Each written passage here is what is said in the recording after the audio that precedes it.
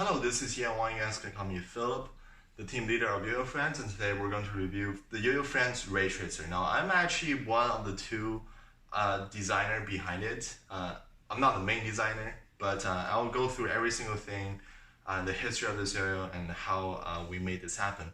Okay, so introduction. Yoyofriends is a company under FPM, a very one of the best manufacturers in the world. So what happened is they collaborate with us players, mainly based in the United States, and also now we are getting more European players too. We collab together, look through designs and then try out yo-yos and then just trying to make the best yo-yo out there. Okay, so now history of the Yoyofriends. So after Hummingbird and Magpie were developing an inner ring bimetal yo-yo, and what happened is the initial design of the Raytracer name was vibey, and then it doesn't cater to our players a lot because we want something that is almost as wide as Magpie, but also have a lot of stability and of Hummingbird, because the Hummingbird is very stable, but it's a little bit narrow for most of our teammates, and we also want something that is more controllable because Hummingbird is one of the fastest yo-yo ever, and so we want something that is more controllable, and inner ring is definitely helping that because inner ring push the weight in the almost not completely outside but the center. So what happens is gives you more control, and that is what inner ring is all about, is control and precision. So those are that's what we're based this yo-yo on. What happened is after the first prototype failed on the first design, my friend and I kind of took over, and then we actually started this yo-yo's design. So yeah, the main designer, he actually started this yo-yo based on Japan Technology Ribeiro. I have the yo-yo right here.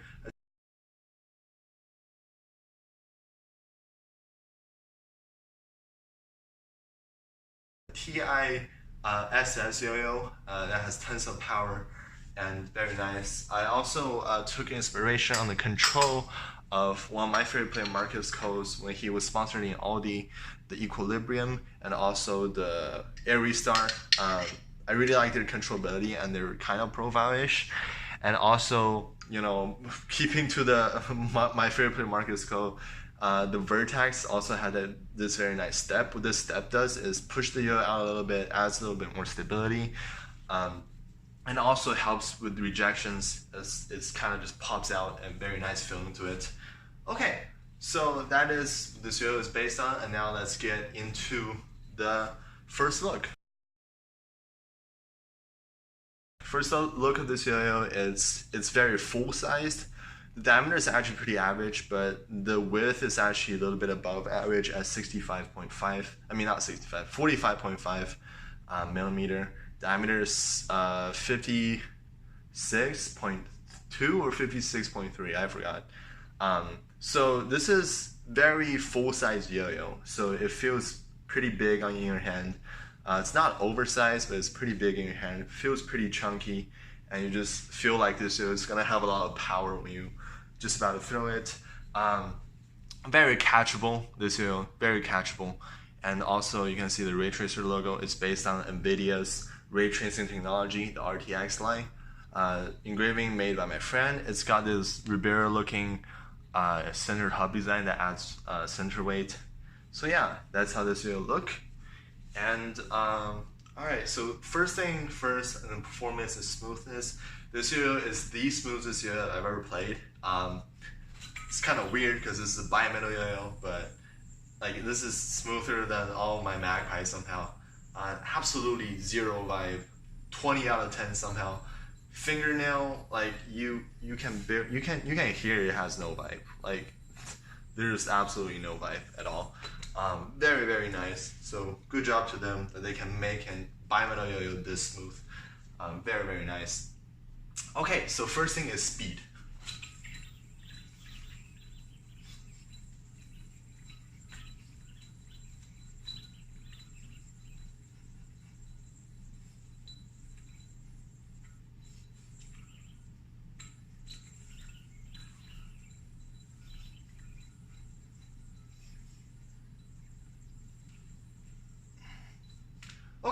To speed up this yo-yo is definitely medium to medium fast. It's definitely no slouch. This yo-yo looks a bit chunky. You might think this is sluggish, but it is not. This yo-yo is, it just wants to maneuver. It maneuvers very well with your control. Once again, the controllability is all about this yo-yo. I would say the speed is slightly lower, about the same and slightly slower than the Cadence ES. Definitely, I think slightly slower than the Cadence ES, but it's definitely pretty fast. This is actually the slowest Yoyofriends yo-yo, which is kind of weird because this is still medium to medium fast paced, and yeah, you can definitely push it faster and override it, like using your own force, and it will go along with you. The thing on this yo-yo is, unlike the Magpie and Hummingbird, like our previous Yoyofriends offering, this yo-yo does not want you to go faster than what you're comfortable with. Hummingbird and Magpie have that, like, you know, Hummingbird is using that lightweightness, and Magpie is using that flowiness to inform you to go faster. And this yo doesn't do that. This yo wants to go exactly what you want to play. If you want to play slow, this yo is not going to force you to go faster. If you are doing fast, the stability kicks in and you can still go fast. It's not telling you to go faster than what you're trying to go or slower than you're going to go. And that is very good because it gives you more controllability, and it's not telling you, it's not forcing you or informing you to do anything. It's completely at your disposal, like how fast you will go. Power on this yo is very powerful. I won't say it's gonna be powerful than actually initial throw. You can, people are saying that it's kind of drop here-ish like, but this is still inner ring. It's not gonna be, you know, drop here at pure power, because, you know, those are outer ring, and inner ring most of the time are not going to beat them in pure power. But initial throw, you definitely get that. And this thing spins literally a long time. Rewind actually says that it just go through your tricks, like most of your tricks, like with no problem. I did actually 1 minute, you know, combo on this, no problem at all. Yeah, definitely very long spinning yo-yo. I would say this spins around the same as Hummingbird. It's not as extremely weight distributed like Hummingbird, but this overall weight is, you know, it's almost 65 grams. So it's got 3 grams on Hummingbird. So it definitely makes up for its total weight. So their power is around the same. Stability of this is very stable. I would say it's not as stable as Hummingbird, but close. It's definitely very stable. Why is because we got this giant, you know, 2 SS rings pushed to the very outside of it. So yeah, it doesn't want to change plane too much. Once again, we're aiming at controllability, and we don't want the yo-yo to be uncontrollable plane-wise. And yeah, this yo-yo doesn't want to move its plane too much. I would say it's slightly lower than the cognition and stability, but it's definitely like very, very stable. Flow of this yo-yo is actually very interesting. A lot of people think that this yo-yo is a pure competition bimetal, you know, W shape, standard W shape, a little bit boring looking. But it's not. There's a giant chunk of 7068 underneath the stainless steel ring, and also this raised design right here to give it a lot more flow and characteristic. So what happens is this will have a little bit of float and also flow in it. And this is very surprising because it's got the performance of competition bimetal, which everybody, you know, says this is a competition bimetal. But we didn't design this yo-yo purely based on performance. There is characteristic into it to give it that little bit more feeling instead of pure 100% competition, you know, design. And that definitely shows because this yo-yo is very flowy. It has its own characteristic. Unless you override it, then the stability kicks in. And you can easily override this yo-yo and go very fast because there's tons of, you know, stability on the SS ring, and this yo-yo weighs under 65 grams. It's very average in weight, so it definitely moves across nicely. Bind on this yo-yo is very nice. Kitty normal, no problem. Kitty fat, I think Steven uses it. He has no problem binding it. Multi Voss, his newest, our newest team member, he uses Kitty XL. No problem with it. Very nice spine. One thing this thing is very good at is at regions. Because the response group is bumped up a little bit, and this Yo-Yo has so much controllability, so definitely region is something this Yo-Yo excels at. Yo-Yo expert Garrett actually talked about like this Yo-Yo just regions very nice, even though this is very full-sized Yo-Yo. So string recommendation is definitely Kitty normal to Kitty XL. Anything in between or any thickness of like different brand strings in between are good to go. Okay, horizontal on this Yo-Yo. It's actually the best horizontal Yo-Yo I've ever played. Not because the extreme weight distribution too much, it's because the controllability. Once again, this Yo-Yo has a very nice like response groove that makes sure, and also a very flared V shape here, making sure the string is not rubbing too much on the side at all. You can see that it's not rubbing at all. And also you got that, you know, full-size Yo-Yo going on, pure stability kicking in. And also it's got that flowiness, you can follow the Yo-Yo through.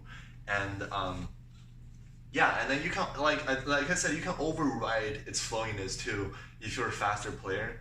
But at that point, it's not as well as, you know, for example, the drop nears and stuff.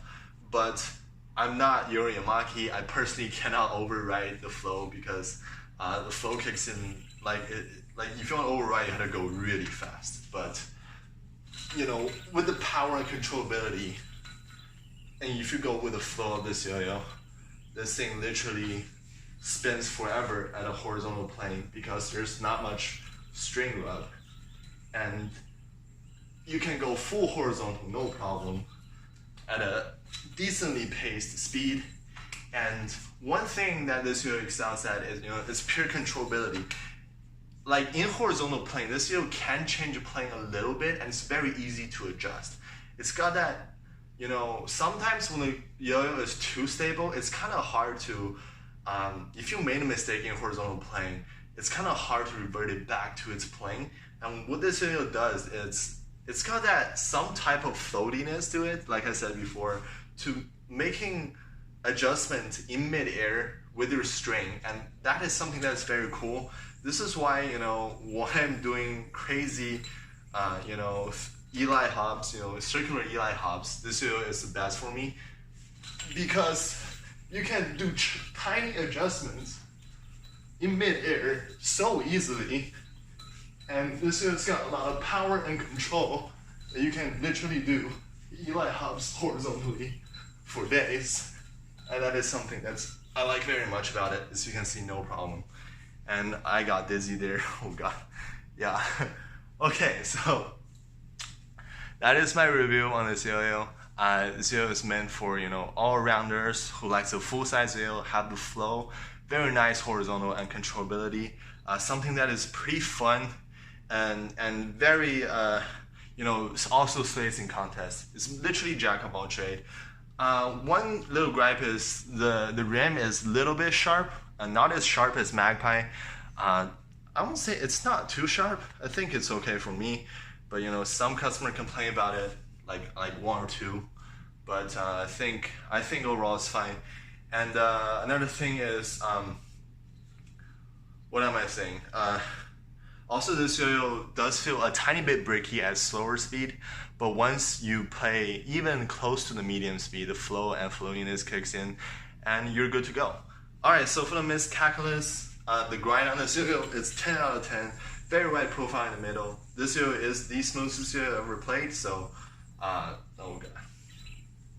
Grinds literally forever, finger grind. You can't even feel the Yo-Yo spinning, which is ridiculous. Yeah. No problem at all. Long finger grinds, easy. Thumb grind is actually very interesting. Most inner ring Yo-Yo doesn't thumb grind very well, but this is a very clever design my friend came up with. See, the ring stops here. So like, but unlike the Cognition, the ring it's like the width is more, but it's not as thick as Raytracer. As you can see, this is thinner and this is thicker, but this is longer if you look this way, and this is shorter. So the volume of these two you know, the density, they're all SS. The volume is actually around the same. So what that does is push the weight even more to the outside, but you leave this room for thumb grinds, because this is still bead blasted 76-day aluminum here, which definitely you can lock during thumb grinds. And that definitely shows. You're not touching this SS ring 9 out of 10 times. So thumb grinds actually no problem if you start like this. You don't hear your fingernail is not rubbing on the SS ring most of the time. So yeah, thumb grind is very doable.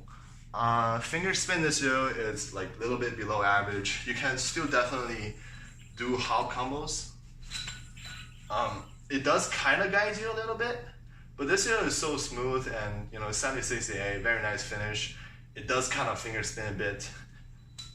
Oh god, yeah, it's definitely not the best, but doing hop combos on this, no problem.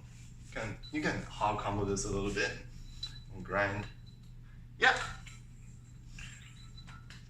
that's finger spin. So yeah, that is my review on the Raytracer. All right, next time I am going to do,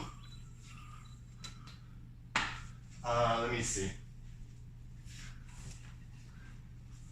the Smashing Float with Scales Collective and Smashing Float. That's gonna be my review next time.